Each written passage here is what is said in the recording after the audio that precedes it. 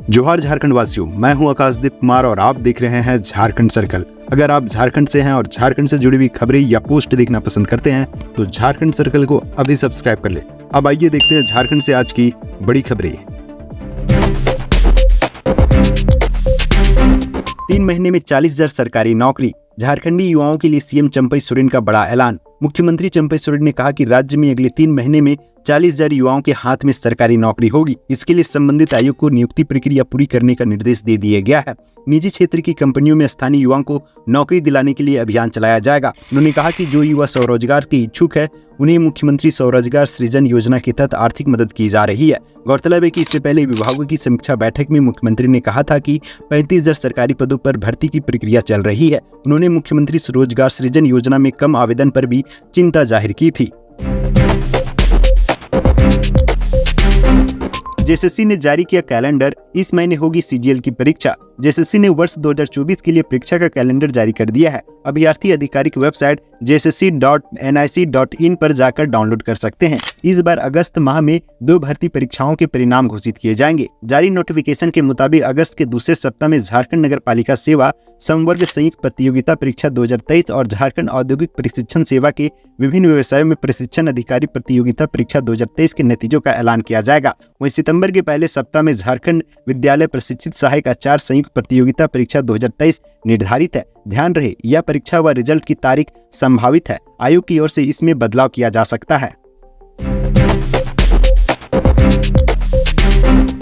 JPSC और JSSC परीक्षाओं में पिछड़ों को उम्र सीमा में 5 वर्ष छूट की अनुशंसा, सरकार को भेजा प्रस्ताव। झारखंड में जेपीएससी, जेएसएससी और अन्य राज्य स्तरीय प्रतियोगिता परीक्षाओं में ओबीसी उम्मीदवारों को उम्र सीमा में 5 वर्ष छूट देने की तैयारी की जा रही है। राज्य पिछड़ा वर्ग आयोग ने मुख्यमंत्री चंपई सोरेन से जेपीएससी और जेएसएससी की ओर से आयोजित की जाने वाली परीक्षाओं में अत्यंत पिछड़ा वर्ग और पिछड़ा वर्ग के अभ्यर्थियों की अधिकतम उम्र सीमा में छूट 2 वर्ष से बढ़ाकर 5 वर्ष करने की अनुशंसा की है। आयोग ने इसके लिए नियमावली में आवश्यक संशोधन करने की अनुशंसा भेजी है। आयोग के अध्यक्ष योगेंद्र प्रसाद ने मुख्यमंत्री को दिए गए पत्र में कहा है कि जेपीएससी और जेएसएससी की परीक्षाओं में अत्यंत पिछड़ा और पिछड़ा वर्ग के अभ्यर्थियों की उम्र सीमा में अधिकतम 2 साल की छूट है, जबकि यूपी, छत्तीसगढ़, मध्य प्रदेश, राजस्थान में 5 वर्ष की छूट है। मुख्यमंत्री चंपई सोरेन धनबाद के बिरसा मेगा स्पोर्ट्स कॉम्प्लेक्स में कई योजनाओं का उद्घाटन एवं शिलान्यास किया। मुख्यमंत्री चंपई सोरेन धनबाद में 313.96 करोड़ रुपए की 333 योजनाओं का उद्घाटन एवं शिलान्यास किया। इस अवसर पर उन्होंने विभिन्न योजनाओं के 23,540 लाभुकों के बीच 69.73 करोड़ की परिसंपत्तियों का वितरण किया। जूनियर भारतीय महिला हॉकी के राष्ट्रीय कैंप में झारखंड की 5 खिलाड़ी आमंत्रित। साई सेंटर बेंगलोर में 8 जुलाई से 31 अगस्त तक जूनियर भारतीय महिला हॉकी टीम का राष्ट्रीय कैंप आयोजित है। इसमें झारखंड के 5 खिलाड़ियों को भी आमंत्रित किया गया है। इन 5 खिलाड़ियों में से 4 खिलाड़ी नीरू कुल्लू, रजनी क्रिकेटा, निराली कुज्जूर और निशा मीन सिमडेगा जिले की रहने वाली है तथा एक खिलाड़ी बिनिमा धान खूंटी जिले की रहने वाली है। राष्ट्रीय हॉकी कैंप में झारखंड के 5 खिलाड़ियों को आमंत्रित करने पर हॉकी झारखंड के समस्त पदाधिकारियों ने सभी खिलाड़ियों को शुभकामना दी है। चंपई कैबिनेट में इरफान और वैद्यनाथ होंगे नए मंत्री, बादल की जगह दीपिका पांडे सिंह की चर्चा। चंपई सोरेन सरकार का कैबिनेट विस्तार जल्द होने वाला है। मंगलवार को प्रदेश कांग्रेस प्रभारी गुलाम अहमद मीर ने पूर्व मुख्यमंत्री हेमंत सोरेन से होटवार जेल जाकर मुलाकात की थी। इस मुलाकात में मंत्री पद को लेकर सहमति बन गई है।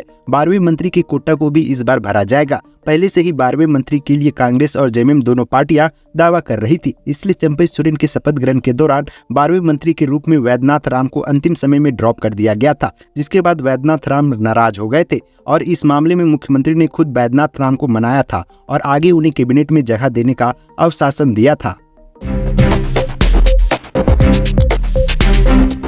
रसोई गैस सब्सिडी योजना पर सीएम चंपई सोरेन ने दिया बड़ा निर्देश। मुख्यमंत्री चंपई सोरेन ने रसोई गैस सब्सिडी योजना के लाभुकों के चयन का मानक शीघ्र तय करने का निर्देश अधिकारियों को दे दिया है। वे मंगलवार को खाद्य सार्वजनिक वितरण एवं उपभोक्ता मामले विभाग द्वारा संचालित योजनाओं की उच्च स्तरीय समीक्षा बैठक कर रहे थे। उन्होंने कहा कि राज्य सरकार की यह अति महत्वपूर्ण योजना है, जिसका मकसद गरीब और वंचित परिवारों को किफायती दर पर गैस सिलेंडर देना है ताकि वे इसका नियमित इस्तेमाल कर सके। हजारीबाग ओएसिस स्कूल के प्रिंसिपल डॉक्टर एहसान उल हक गिरफ्तार, पटना ले गई सीबीआई। नीट पेपर लीक मामले में सीबीआई ने हजारीबाग के ओएसिस स्कूल के प्रिंसिपल एहसान उल हक को हिरासत में लिया है। जांच एजेंसी नीट का प्रश्न पत्र लीक होने के मामले में प्रिंसिपल की भूमिका को संदिग्ध मान रही थी। इस केस में ब्लू डॉट कुरियर कंपनी कर्मचारी भी संदेह के दायरे में है। पेपर लीक के खुलासे के बाद से ही कई कर्मी फरार चल रहे हैं, जिनकी तलाश की जा रही है। बता दें कि डॉक्टर एहसान उल हक ने पेपर लीक में स्कूल की संलिप्तता से साफ इनकार किया था। उन्होंने कहा था कि गड़बड़ी बाहर से की गई थी, परंतु बिहार पुलिस की EOU की टीम उनकी भूमिका को संदिग्ध मान रही थी। कमलेश को ईडी ने फिर भेजा समन, 29 को बुलाया। जमीन कारोबारी कमलेश के ठिकानों पर छापेमारी करने के बाद उसके आवास से मिले 1 करोड़ रुपए और 100 से अधिक कारतूस के बाद ईडी ने उसके खिलाफ कार्रवाई शुरू कर दी है। ईडी ने कमलेश को 29 जून को पूछताछ के लिए समन जारी कर दिया है। बता दें कि पूर्व मुख्यमंत्री हेमंत सोरेन के जमीन घोटाला मामले में जमीन कारोबारी शेखर कुशवाहा की गिरफ्तारी के बाद ईडी ने कमलेश पर कार्रवाई की थी।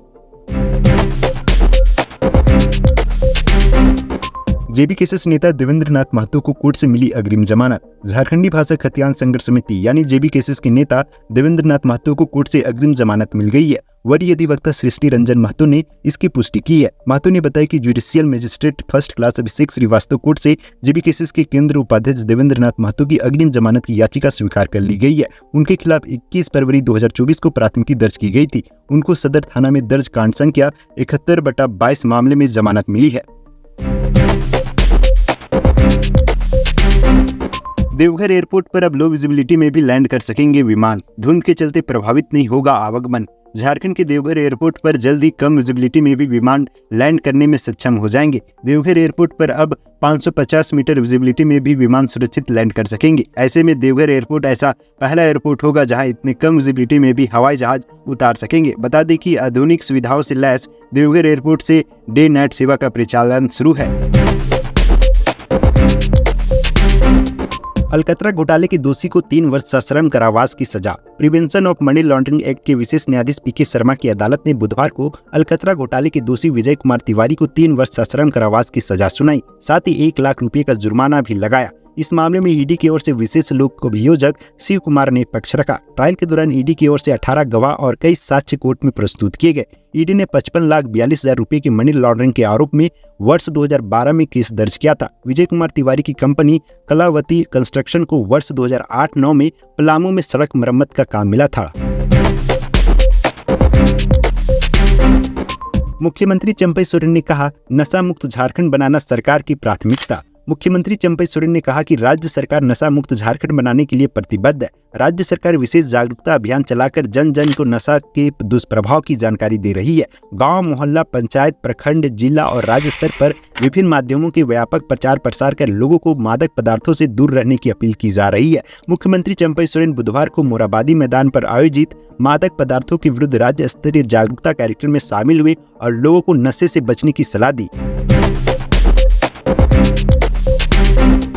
आईपीएस अफसरों के ट्रांसफर पोस्टिंग की तैयारी। पिछले सप्ताह 4 आईपीएस रैंक के अफसरों की पोस्टिंग की गई थी। अब एक बार फिर आईपीएस की पोस्टिंग की तैयारी हो रही है। जानकारी के अनुसार अगले कुछ दिनों में कई आईपीएस अधिकारियों का तबादला होना है। तबादले की चर्चों के बीच अभी से कई अधिकारी रेस हो गए हैं। आगामी विधानसभा चुनाव को देखते हुए सरकार राज्य में विधि व्यवस्था को लेकर गंभीर है। ऐसे में बेहतर परिणाम नहीं देने वाले कई अफसर बदले भी जाएंगे। झारखंड में गरीबों को मिलेगा 15 लाख तक का स्वास्थ्य बीमा। झारखंड में जो आयुष्मान योजना स्कीम के दायरे में नहीं आ पाते हैं, उनके लिए झारखंड सरकार एक नई स्वास्थ्य सेवा योजना शुरू करने की तैयारी कर रही है। झारखंड सरकार जल्द ही उन लोगों के लिए स्वास्थ्य सेवा योजना शुरू करेगी जो केंद्र की आयुष्मान भारत योजना के लाभ से वंचित रह गए हैं। राज्य सरकार के एक अधिकारी ने मंगलवार को यह जानकारी दी है। उन्होंने बताया कि राज्य की स्वास्थ्य सेवा योजना के तहत प्रत्येक परिवार को 15 लाख रुपए तक का लाभ दिया जाएगा। अधिकारी ने बताया कि मुख्यमंत्री चंपई सोरेन ने अधिकारियों को सभी प्रक्रिया पूरी करने का निर्देश दिया ताकि योजना जल्द से जल्द शुरू की जा सके। रेलवे टिकट की कालाबाजारी करते एक दुकानदार गिरफ्तार। रेलवे सुरक्षा बल ने रेलवे टिकट की कालाबाजारी करते एक दुकानदार रिजवान अहमद को गिरफ्तार किया है। आरपीएफ ने अपराध शाखा रांची के साथ मिलकर लोकल पुलिस गोंदा थाना की सहायता से यह कार्रवाई की है। गुप्त सूचना के आधार पर गोंदा थाना के कांके रोड स्थित चांदनी चौक के मरियम कंप्यूटर में छापेमारी की गई। जांच के दौरान दुकानदार रिजवान अहमद के पास से 14 ई टिकट बरामद किए गए। बरामद टिकट का मूल्य 39,000 था। पूछताछ में दुकानदार ने अपना जुर्म कबूल किया। रेलवे एक्ट की धारा 143 के तहत उसे गिरफ्तार किया। पुलिस ने नक्सली बताकर थाने में पीटा था। प्राइवेट पार्ट में डाल दिया था पेट्रोल, अब पीड़ित को देना होगा 5 लाख का मुआवजा। झारखंड हाईकोर्ट ने एक युवक को थाने में 2 दिन तक की गई यातना मामले में पीड़ित को 5 लाख रुपए का मुआवजा देने का आदेश दिया है। हाईकोर्ट ने राज्य सरकार को दिए आदेश में कहा कि पीड़ित युवक को दी जाने वाला यह राशि दोषी पुलिस अफसर से वसूली जाए। दरअसल झारखंड हाईकोर्ट के जस्टिस आनंद सिंह की अदालत ने लातेहार के गारू थाना में ग्रामीण अनिल कुमार सिंह को यातना देने के मामले की सीआईडी जांच को लेकर दायर याचिका पर सुनवाई की। यह राशि भुगतान की तिथि से 2 महीने के भीतर वसूल की जानी चाहिए। सुनवाई के दौरान कोर्ट ने कहा कि पुलिस अधिकारियों ने मनमाने तरीके से कानून को अपने हाथों में लिया और एक गरीब नागरिक को प्रताड़ित किया, जबकि उसके खिलाफ कोई सबूत नहीं था। महिला वार्ड सदस्य ने दिया त्याग पत्र, वजह जानकर आप भी रह जाएंगे हैरान। झारखंड के गिरिडीह से अजीबोगरीब मामला सामने आया है, जहां महिला वार्ड सदस्य ने अपने पद से त्याग पत्र दे दिया है क्योंकि वह गरीब स्वजनों को सरकारी गाइडलाइन के कारण अबू आवास का लाभ नहीं दिला पाई। यह पूरा मामला गिरिडीह के भंडराडीह पंचायत के वार्ड नंबर 1 का है। वीडियो निशा कुमारी ने वार्ड सदस्य के त्याग पत्र को स्वीकार कर लिया है। 250 वर्षों से अनवरत जारी है जरियागढ़ में रथ यात्रा।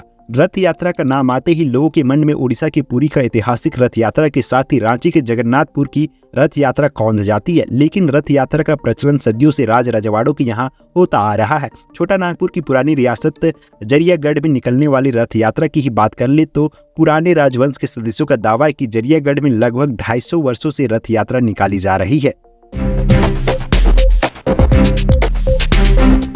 ताइक्वांडो में नेशनल गेम्स में झारखंड पुलिस के परवीन अख्तर को तीसरा स्थान। ताइक्वांडो में नेशनल गेम्स में झारखंड पुलिस के जवान परवीन अख्तर को तीसरा स्थान प्राप्त हुआ है। बता दें कि अख्तर का पांव टूट चुका है, लेकिन उन्होंने कभी अपने हौसले को प्रस्त नहीं होने दिया। वे लगातार अभ्यास करते रहे और अंततः नेशनल गेम में उन्होंने बेहतरीन प्रदर्शन करते हुए तीसरा स्थान हासिल किया। प्रतियोगिता का आयोजन असम पुलिस की ओर से किया गया था। एस अली ने कहा सहायक शिक्षकों की तर्ज पर हो उर्दू टीचर की भी बहाली। झारखंड छात्र संघ नेता एस अली ने मांग की है कि सहायक शिक्षकों की तर्ज पर राज्य में उर्दू सहायक शिक्षकों की भी बहाली हो। इस संबंध में संघ के नेता एस अली ने झारखंड सरकार, स्कूली शिक्षा एवं साक्षरता विभाग के सचिव को पत्र लिखा है और शीघ्र बहाली की मांग की है।